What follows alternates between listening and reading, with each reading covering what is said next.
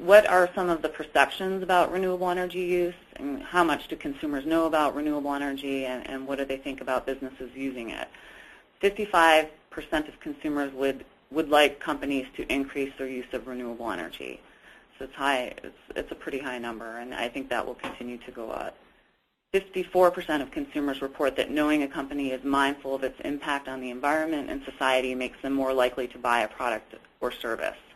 So they're really looking for companies to take some sort of action. And employees who are familiar with their company's programs are proud to work there, and they really value what the company has done and feel a strong sense of loyalty to the organization. Finally, we've listed some resources to help guide you in your renewable energy purchasing or generation.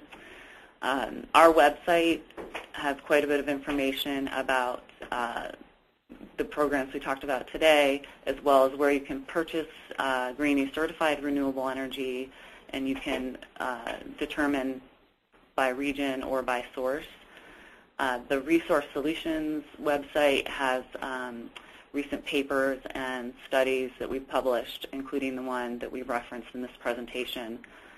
And the EPA website has the first one is just the website to join the Green Power Partners and the Climate Leaders programs. And then they also have a guide on how to purchase green power, which is really beneficial. It talks about the various options and has more resources. And then the FTC website, Jennifer mentioned earlier that we always comply with make sure that our program is in compliance with the green guides that the FTC puts out. And we were active in their workshops last year in helping to revise those guides. So that's another great resource for figuring out what you can say about your renewable energy use. And then finally, we put a conference on every year in conjunction with the Department of Energy and the US EPA called the Renewable Energy Markets Conference. And this year it's taking place in Atlanta in September. And that's another a great place to learn more about renewable energy. All right, thank you, Jennifer. That was a great introduction to RECs and also the Green E program, so thank you very much for that. We're ready to take some questions and answers, so for people in the audience who if you have questions and you can see the little panel on your screen, feel free to start typing them in.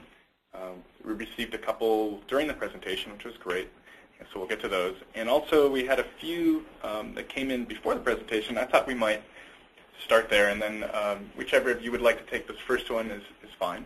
Question is there a one-stop shop for purchasing RECs for consumers? And a follow-up is, rather than visiting each individual company or utility that is selling RECs. So I can understand that, right? People and companies are trying to figure out how to make this an efficient buying process. Yeah, I would say start with the Greenie website, because that has a way for you to search by region, so you can put your state, where you want to purchase, and then you can also search by source, and that will give you a listing of both utilities and REC sellers who sell in your region. And those are all Greenie certified products, so that you know that you're getting a very high quality renewable energy product that meets the Greenie standard. Okay, there are actually a few here that kind of go together, so I thought I might just read them in a row, and then you can kind of take the question whichever direction you like. One of them says, could they address how the cost of a REC has been made in the marketplace in general, and how they relate to the cost of actually building the equivalent amount of renewables? A second question is, can you explain voluntary versus compliance RECs and the respective markets and valuations for them? So another question about the valuation. Okay, I think I'll start off with the price ones and then back up into how that rolls into new project finance. So if you're someone who watches REC prices closely, you'll see that within the same state, prices for RECs used for a renewable portfolio standard might be different than the prices of RECs that are used for voluntary claims, even though the type of generation being used, say wind in that state, is being sold into both of those product types. There's a few reasons for why the prices for compliance RECs and voluntary RECs can vary, even if the resource type is exactly the same. One has to do, the basic rule is that the price of RECs is really governed by supply and demand. So for compliance RECs, it's the utilities that have to comply with the renewable portfolio standard who are out there competing to buy renewable energy that satisfies the state's requirements. And then you've got the sellers who are the renewable energy generators.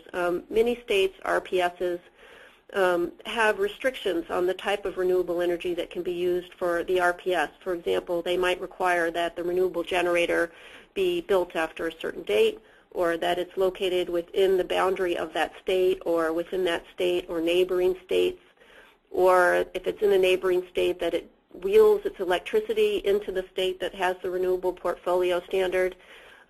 Many of these requirements are things that don't necessarily apply to renewable energy certificate transactions in the voluntary market. So for example, I'll give an example here from California. The California utilities, the regulated utilities, have a renewable portfolio standard. They're allowed to use renewable energy that's located in neighboring states within the Western Interconnect. But to do so, they have to wheel the energy from those facilities into the state of California. There are many transmission constraints and overuse of transmission capacity in the West, so it's not always possible to wheel energy from a wind facility, say in Oregon or Washington, into California when the wind is being produced. So that facility might not be able to sell into the RPS in California just because of transmission constraints. However, a California consumer who's willing to buy renewable energy certificates could buy certificates from that facility. So the ability of the two different markets to use the RECs from the same facility can be different depending on the state's rules for the renewable portfolio standard. Another reason why the prices might be different is that states often have rules about how renewable energy must be contracted for. They might require long-term contracts for a fixed amount of energy.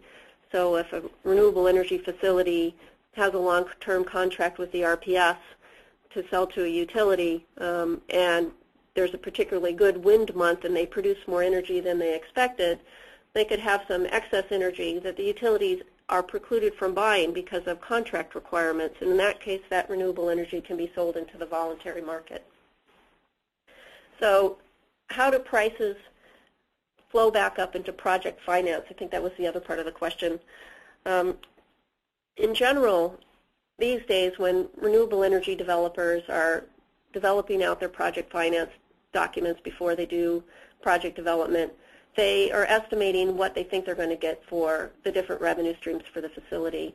And as most of you probably know, renewable energy facilities, although they don't have fuel costs over the life of the facility, the capital costs of construction tend to be significantly higher than alternative sources of generation like coal, natural gas, or oil. So there's a significant upfront capital cost, and they have to have a good, expectation of future revenue in order to recoup that cost. Those expectations of future revenue are based on, one, what they expect to be able to sell their energy for, and secondly, what revenue they expect to get from selling their renewable energy certificates. Renewable energy certificate prices can vary depending on where the facility is located, if it's eligible to sell into an RPS or not. If they are in an RPS region, if there's sufficient supply there, or if the RPS supply is tight. In states where the RPS supply is tight, prices are high. This is typical of most of the mid-Atlantic and northeast United States and in California. REC prices tend to be a lot higher in those regions because the RPSs are pretty aggressive and renewable generators are struggling to keep up with building enough facilities to meet the RPS requirements. Right now, prices in Texas, which also has an RPS, tend to be low because there was a big boom of building mainly new wind in Texas to meet the RPS, and there's plenty of it. However, the expectation is as the Texas RPS increases, within the next couple of years, that market's going to be tighter and the prices in Texas will again surge up. So there's a lot of variation over time, depending on the interaction of the voluntary market and compliance market, and also the ebb and flow of new construction and how that influences the supply of renewable energy.